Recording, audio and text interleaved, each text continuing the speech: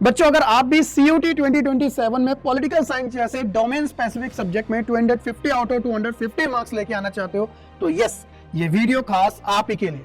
क्योंकि आज की इस वीडियो में बच्चों मैं केवल सिर्फ आपके लिए रोड मैप लेके नहीं आया, बल्कि इस रोड मैप को आपको कैसे फॉलो करना है, जो टास्क होंगे आपको कैसे इंप्लीमेंट करने हैं उनके ऊपर, वो सारी चीजें बच्चों इस वीडियो में चर्चा की गई। मेक श्योर कि आज चैनल को सब्सक्राइब करके रखिएगा, क्योंकि आने वाले टाइम पे भी बच्चों मैं आपके लिए इस सब्जेक्ट से रिलेटेड हर वो चीजें आपके साथ शेयर करूंगा जिसकी आपको जरूरत रहती है। बात करें बच्चों CUT एग्जाम के बारे में, कॉमन यूनिवर्सिटी एंट्रेंस टेस्ट, जो मात्र अब एक एग्जाम नहीं बल्कि उन सभी स्टूडेंट्स की एक उम्मीद है जिसे वो पाना चाहते हैं। क्योंकि जिस तरीके से इस एग्जाम की अवेयरनेस बढ़ी है बच्चों, तो हर साल हमें इसका जो कंपटीशन है वो हाई होता हुआ ही दिखा है।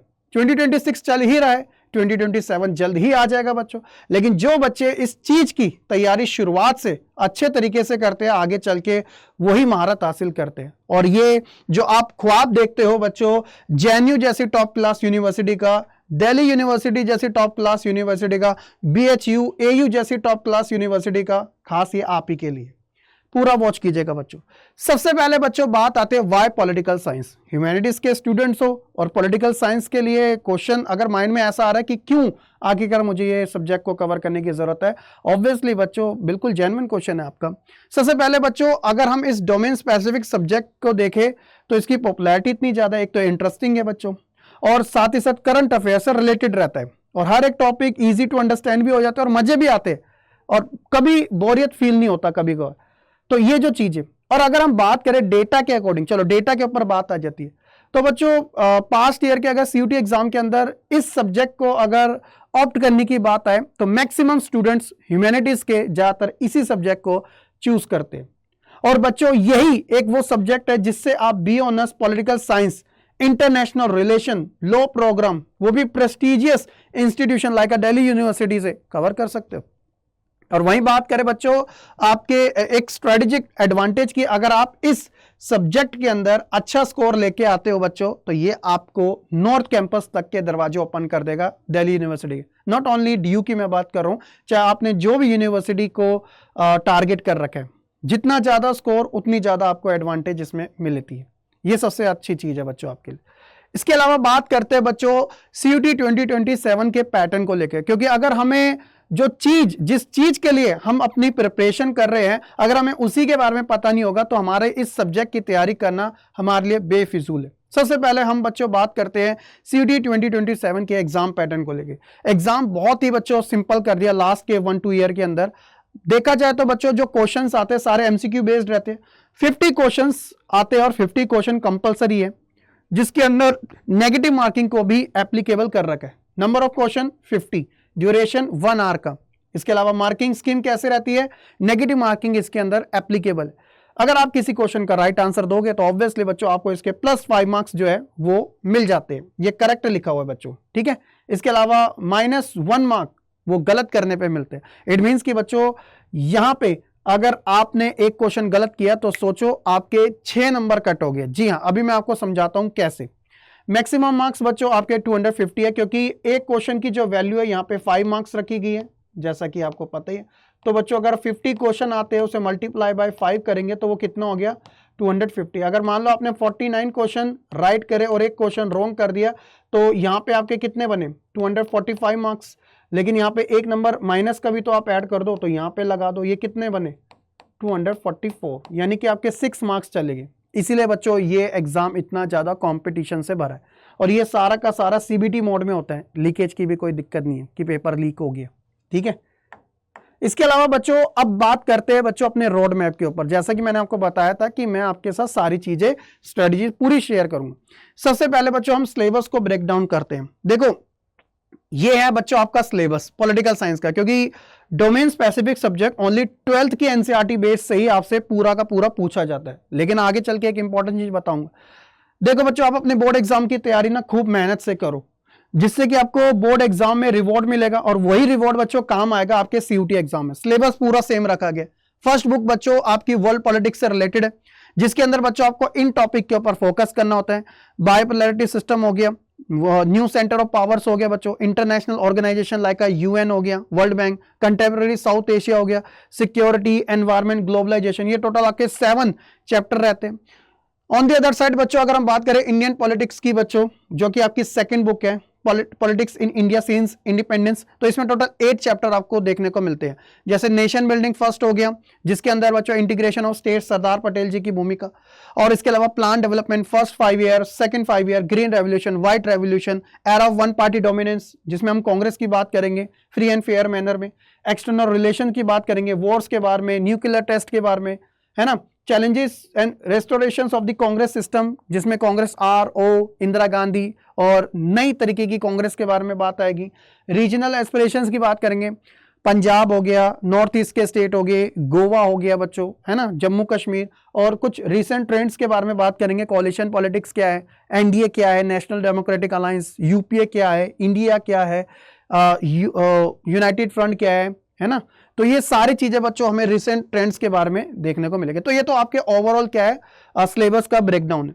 अब बात करते हैं बच्चों यूनिट वाइज प्रायोरिटी मैट्रिक्स क्या रह सकते हैं। अगर हम ट्रेंड्स को देखें 2022 यानी 2022 से 2026 के बीच में ये ट्रेंड्स फॉलो किया गया बच्चों, कि जो हाई प्रायोरिटी वाले होते हैं, जहां से 10+ क्वेश्चंस आने के पूरे चांसेस रहते हैं, वो रहता है रिसेंट डेवलपमेंट इन इंडिया, क्योंकि इसके अंदर बहुत सारी चीजें हैं। फॉर एग्जांपल कोalition गवर्नमेंट का कॉन्सेप्ट इसमें है बच्चों, मंडल कमीशन का है, अयोध्या डिस्प्यूट के बारे में है ना, ये सारी चीजें आपको देखने को मिलेंगी। फिर इसके अलावा डेमोक्रेटिक अपसर्ज हो गया, इमरजेंसी के टाइम वाला, इंदिरा गांधी के टाइम वाला, कोल्ड वॉर और बायोपोलैरिटी को बच्चों इसके अंदर आप मिक्स मर्ज करके रख सकते हो, और इंडिया के जो एक्सटर्नल रिलेशन है, India China, India Pakistan, India Russia, जितने भी सारी चीजें ये ज्यादा रहते हैं। बाकी मीडियम प्रायोरिटी पे आप इन चैप्टर्स को रख सकते हैं, जिसके अंदर बच्चों साउथ एशिया के बारे में, इंडिया और उसकी नेबर कंट्री सारी आ जाएगी बच्चों, सार्क, साफ्टा के कॉन्सेप्ट, इंटरनेशनल ऑर्गेनाइजेशन बच्चों, आपको फंड्स के बारे में, एजेंसीज के बारे में, हेडक्वार्टर्स के बारे में, रिफॉर्म्स के बारे में आपको जानने को पड़ेगा।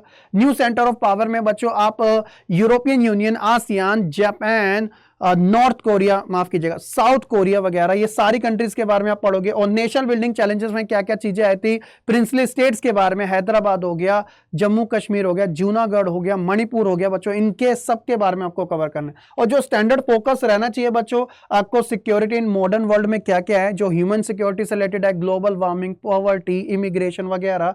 एनवायरमेंट एंड रिसोर्सेज के अंदर बच्चों आप रियो समिट हो गया, सस्टेनेबल डेवलपमेंट के कॉन्सेप्ट को, क्योटो प्रोटोकॉल के बारे में, ब्रटलैंड रिपोर्ट के बारे में, ग्लोबलाइजेशन के अंदर बच्चों मैनिफेस्टेशन, यानी कि इट मींस कि ग्लोबलाइजेशन के अंदर बात आती है कि इसके जो मल्टी डायमेंशनल है, जैसे पॉलिटिकल हो गया, पॉलिटिकल, इकोनॉमिक एंड कल्चरल, इन चीजों के बारे में आपको कवर करना पड़ेगा इसके अगेंस्ट में। फिर उसके बाद प्लान डेवलपमेंट पॉलिटिक्स के बारे में बच्चों आपको कवर अप करना पड़ेगा, सारी की सारी प्लान डेवलपमेंट में कौन कौन सी रहेगी, यानी कि फर्स्ट 5 ईयर, सेकंड 5 ईयर वगैरह, KN राज के बारे में, PC महालनोबिस के बारे में, ये सारे बच्चों आपके यूनिट वाइज प्रायोरिटी दे रखी है। ठीक है, इसके अलावा अगर हम पार्ट 3 में बात करें, आपका 12th मंथ का रोड मैप कैसे हो सकता है। अभी का जो करंट टाइम चल रहा है बच्चों, वो है बच्चों आपका एक तरीके से मई का मंथ। अगर हम नेक्स्ट मई में चले जाते हैं तो आपके पूरे 12 महीने होते हैं, और इसी के आसपास बच्चों आपका एग्जाम रहता है। तो इसके लिए बच्चों ये जो माइलस्टोन है आपको प्रिपेयर करने पड़ेंगे और इन्हें अचीव करना पड़ेगा। देखो, जो आपका फाउंडेशन फेज था वो तो ऑलमोस्ट अब निकल ही चुका है, यानी कि जून 2025 की बात करें और अब मार्च 2026 जो आपका रिसेंट टाइम में गया है, तो ये आपका फाउंडेशन फेज था। जब आप क्लास 11th में थे तो आपने फोकस रखा था अपनी 11 NCERT के कॉन्सेप्ट पे, जिसमें आप थ्योरी एंड कॉन्स्टिट्यूशन के बारे में कवर करके आए। लेकिन अब आप क्लास 12th में आ चुके हो बच्चों, अपने बोर्ड एग्जाम की प्रिपरेशन करोगे, तो ये आपका जो टाइम पीरियड शुरू हो रहा है, अप्रैल से शुरू हुआ नया सेशन, जो कि ऑलमोस्ट बच्चों बोर्ड प्लस CUT दोनों को आपको साथ लेके चलना है दिसंबर तक, जिसमें बच्चों आप लाइन बाय लाइन रीडिंग करोगे अपनी क्लास 12 NCERT को, पार्ट 1 पार्ट 2 यानी बुक 1 और बुक 2 के बारे में। फिर बच्चों आपका फॉर्मेट प्रैक्टिस रहती है जैन से लेकर फेब वाली, जिसके अंदर आप वीकली डोमेन अलोंगसाइड बोर्ड के प्रैक्टिकल एग्जाम वगैरह, और फाइनल एग्जीक्यूशन निकल के आता है अप्रैल 2027 से मई 2027। क्योंकि इसके बाद क्या होता है, जब आपके बोर्ड एग्जाम्स पूरे हो जाते हैं तो उसके बाद बच्चों आपको मॉक टेस्ट और एरर एनालिसिस करना जरूरी होता है। ये आपका पूरा माइलस्टोन मैंने आपको बता रखा है रोड मैप के तौर पे। अब बच्चों आपको करना कैसे कैसे है, मतलब एसेंशियल टूल किट क्या क्या आपके लिए हो सकती है। 4 मेजर चीजों के ऊपर आपको फोकस रखना है। National counselling education research and training, यानी कि मैं NCERT की बात कर रहा हूं, जिसमें लाइन बाय लाइन आपको मास्टरी हासिल करनी पड़ेगी अपनी क्लास 12 टेक्स्ट बुक से 95% क्वेश्चन, क्योंकि बच्चों आपके यहीं से ही बन के आते हैं। सिंपल सी चीज है जो आपके बोर्ड एग्जाम्स के साथ साथ आपके सीयूटी एग्जाम में भी हेल्प करेंगे। बस फर्क इतना है कि बोर्ड एग्जाम में थ्योरेटिकल पार्ट भी आता है बच्चों और एमसीक्यू लिमिटेड होता है, लेकिन सीयूटी एग्जाम के अंदर बच्चों इन डेप्थ में कॉन्सेप्ट पूछे जाते हैं, इसलिए एनसीईआरटी लाइन बाय लाइन करना आपके लिए जरूरी है। कोई भी कॉन्सेप्ट कहीं से भी किसी भी तरीके से क्वेश्चंस को बनाया जाता है, चाहे वो असर्शन रीजन में बनाए, पेयरिंग में बनाए, स्टेटमेंट में बनाए, नॉट ट्रू में बनाए, या फिर बच्चों मल्टी ऑप्शंस में बना दे वगैरह वगैरह सारी चीजें, या फिर क्रोनोलॉजी टर्म्स में बनाने, वो किसी भी टाइप से एनटीए आपका क्वेश्चंस बना सकता है। एनटीए नेशनल टेस्टिंग एजेंसी जो सीयूटी एग्जाम को कंडक्ट करवाती है। शॉर्ट नोट्स, अगर आप ह्यूमैनिटीज के बच्चे हो, पॉलिटिकल साइंस जैसे सब्जेक्ट को कवर कर रहे हो, तो मेरे को ये बोलने की जरूरत नहीं है कि आपको शॉर्ट नोट्स बनाने पड़ेंगे, बस बच्चा बनाता ही नहीं है। जो आपके 1 पेजर टाइप के जो होते हैं, जैसे टाइमलाइन एक साथ लिख ली सारी, ऑर्गेनाइजेशन सारी लिख ली आपने, है ना, इंडियन इलेक्शन रिजल्ट आपने एक साथ लिख लिए, तो ये 1 लाइन पेज ना बहुत हेल्प करते हैं एग्जाम टाइम में। आपके एक तो टाइम को बचाते हैं और आपको कॉन्फिडेंस को बूस्ट देने का काम करते हैं। और आपका एग्जाम बच्चों सीबीटी मोड में कंप्यूटर बेस्ड टेस्ट ही रहेगा, तो इसमें बच्चों आपको एक रियल तरीके का एनवायरनमेंट मिल सके, तो इसलिए बच्चों आपकी जो प्रिपरेशन है सारी सीबीटी मोड में ही होनी चाहिए, यानी कि ऑनलाइन आप सबसे ज्यादा कवर कीजिएगा। हमारी खुद की ऐप है बच्चों, लिंक डिस्क्रिप्शन में है, वहां से भी आपको डीपीपी मिलते हैं, डेली प्रैक्टिस पेपर वगैरह, और साथ ही साथ बच्चों आपको बैचेस में तो सारी चीजें मिलती रहती है। बाकी पीवाईक्यू की बात करें तो पीवाईक्यू बच्चों एक आपका बेस क्लियर करते हैं, यानी कि जो एनटीए के जो फेवरेट ट्रैप क्वेश्चंस होते हैं ना, वहां से आप अंडरस्टैंड कर सकते हो कि ट्रेंड्स किस तरीके से फॉलो किया जा रहा है। अब ये चीज ये आपको याद रखनी पड़ेगी, जैसे जैसे जैसे जैसे टाइम पीरियड बढ़ता जा रहा है बच्चों, वैसे वैसे क्वेश्चन का लेवल भी बढ़ता रहेगा, क्योंकि वो रिपीटेड क्वेश्चन लाएगा तो उसका करवाने का क्या ही फायदा होगा। तो इसलिए आपको भी तो ये चाहिए कि आप इन डेप्थ में चीजों को कवर करें। अब ओवरऑल अगर हम क्वेश्चन की डिफिकल्टी कर्व के बारे में देखें तो बच्चों देखो, डायरेक्ट जो फैक्चुअल क्वेश्चन होते हैं 1 लाइनर टाइप के, वो एनसीईआरटी से आते हैं 50% के आसपास। 50 क्वेश्चन होंगे तो 20 से 25 का रेशियो मान के चलो। सरफेस क्वेश्चन होते हैं, ऊपर है कि इंडिया को इंडिपेंडेंस कब मिली थी, 4 ऑप्शन होगा, सीधा क्लिक कर देना, दैट्स इट। फिर उसके बाद आते हैं कॉन्सेप्चुअल, जो मॉडरेट टाइप के होते हैं, जो थोड़े अलग अलग टाइप से होते हैं बच्चों, और सबसे लास्ट लीस्ट पोजीशन पे होते हैं बच्चों थोड़े क्रोनोलॉजी और मैचिंग टाइप के, जो हार्ड लेवल, क्योंकि यही हार्ड लेवल अगर आपने क्लियर कर लिया ना, तो एसआरसीसी, हिंदू और सेंट स्टीफन जैसे नॉर्थ कैंपस के कॉलेजेस बच्चों अगर आपने टारगेट बना रखे है तो वो आपके लिए गेट ओपन कर देंगे, यानी कि यहां से आप अपनी अच्छी परसेंटाइल लेके आ सकते हो।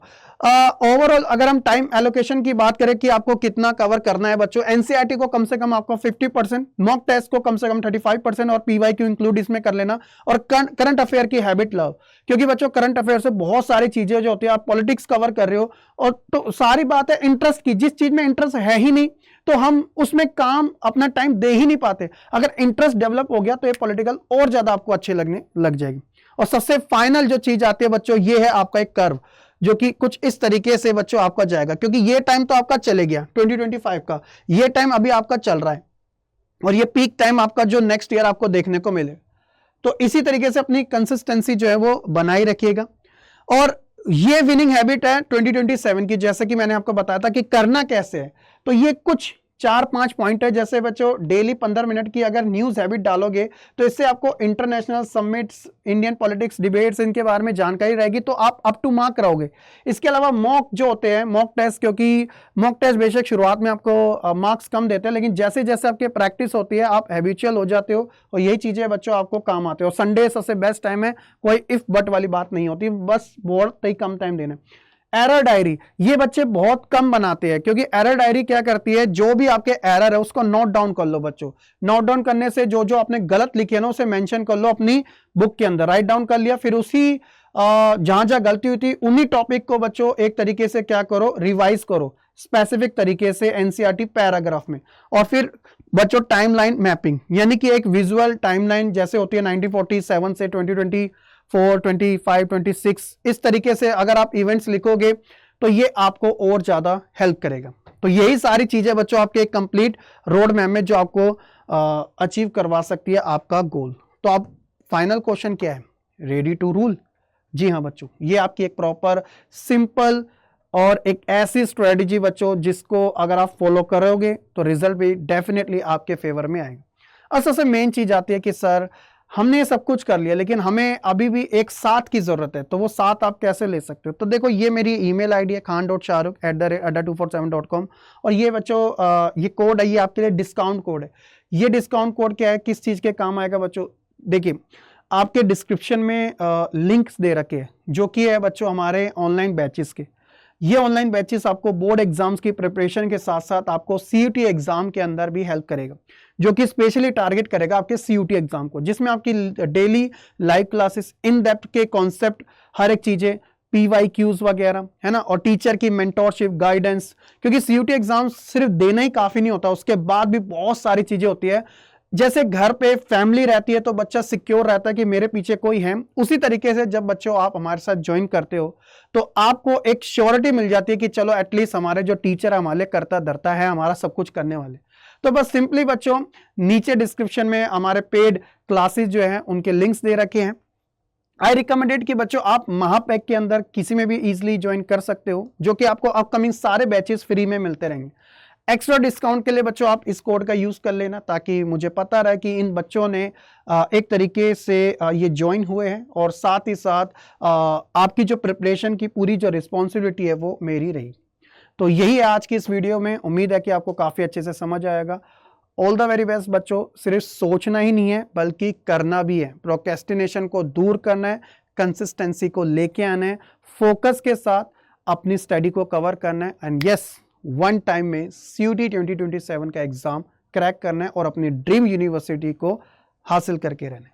बहुत बहुत शुक्रिया। जय हिंद।